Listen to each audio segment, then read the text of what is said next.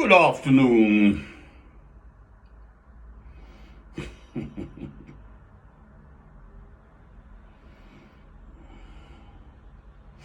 I've just been watching an interview Pavarotti did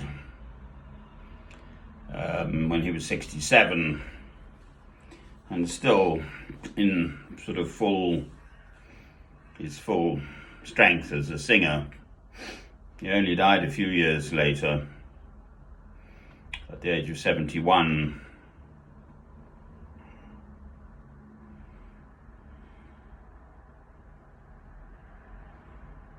I'm 65 and I'm just pondering why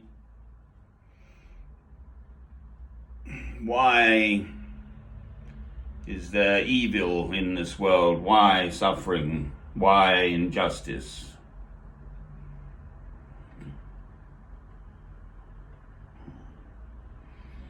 Had a nice chat with a lady earlier.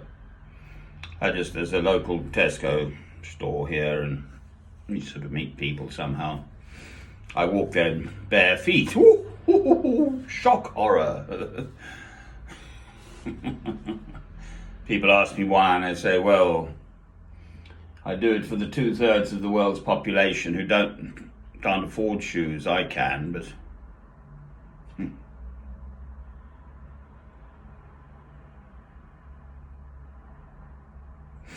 I am a Christian. Not necessarily a very good one, but I am a Christian. Anyway, we had a nice chat. I did rather agree about the Roman Catholics, I'm afraid. And the stuff, very sadly, that has gone on and is going on, no doubt, still, without going into the details, but some awful stuff has happened in God's name.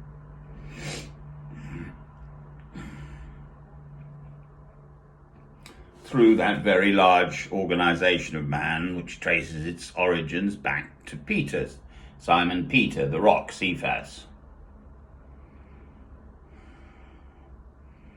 Christ's teaching is, take up your cross and follow me each day. Well, so I do. I try to. So I try. My eyes are, I lift up mine eyes to the hills, from whence cometh my salvation, Psalm 121. My eyes are set on the hills.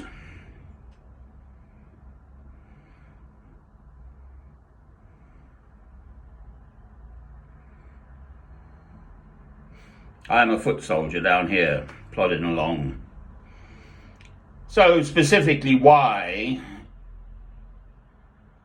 has my life presented itself with, well, the major tragedy being I married a woman.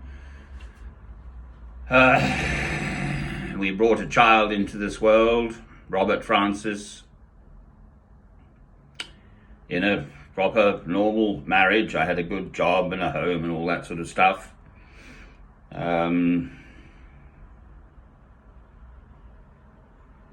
And then it turned out, tragically, my former wife had been sexually abused by her own father, but it was all my fault. And anyway, the poor little fellow was growing up with this woman, and he committed suicide at the age of 18. He'd be 29 now. So that's a major personal tragedy. Absolutely, my current events are this utter nonsense from where I've tried to move to in Northumbria, in Alnwick, at number 26 St Michael's Square, NE66 1TR, and I'm now banned from there. I made homeless for the next 4.5 months, for heaven's sake. So one can imagine my opinion of the foul little English system, quite frankly. I just don't know what it is. It must have something to do with me and the way I am, clearly. But the poor little magistrate on Monday at Newcastle Quayside, I said, I'm a Christian. He said, I'm a Christian, and that's the end of that. I tried to talk about the Lord's Prayer, and he wouldn't have it. He said, if you go on, you can leave the room. Well, it's all I can do.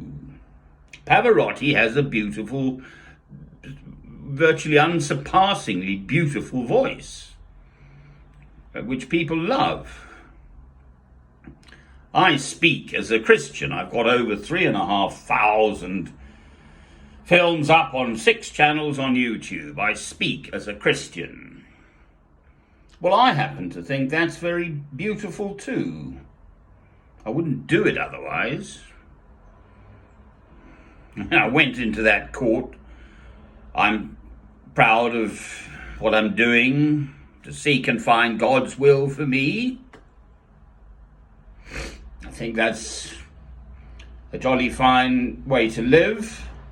Take up your cross and follow me each day. Well, so I do. Well,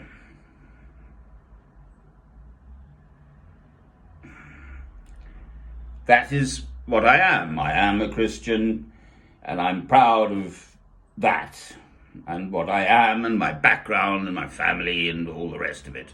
Fine. To see myself trashed by some little public prosecutor solicitor and shut up by some little English magistrate, quite frankly, beggars belief. They don't want to get at the truth.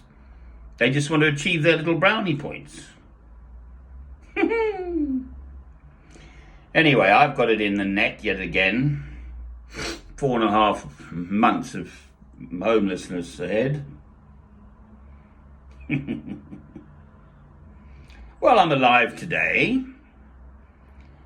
I've been curiously blessed by meeting Sarah Jane, so I'm still in her place down south again, by St Albans.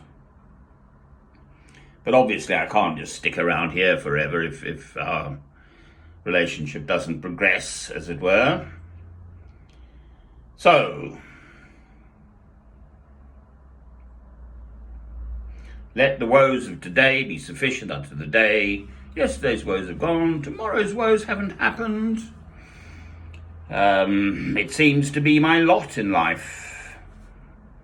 I don't understand all this from the perspective of God. I don't understand why. I don't find it plain sailing, as it were. At my time of life, for heaven's sake, I remain faithful. I mean, Job obviously suffered deeply, but he stayed faithful to God. And so do I.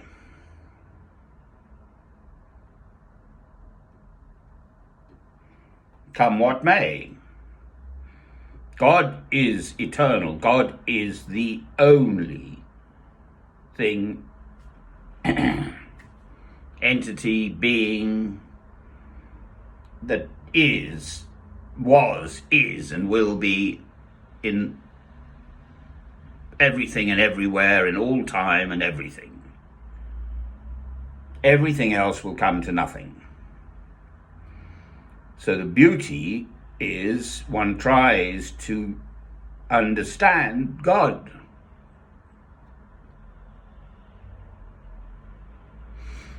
In one's life,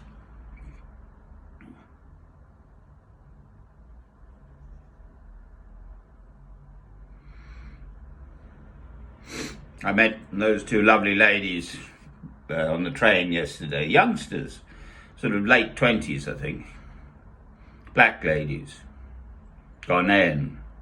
And they were just so, once they started talking, I had the camera on them. Both of them were like this, great friends from university days. They just went off like firecrackers.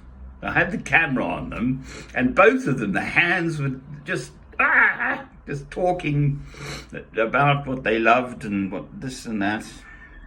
But as Christians, it really was A most enheartening experience. The film's 21 minutes long, for heaven's sake.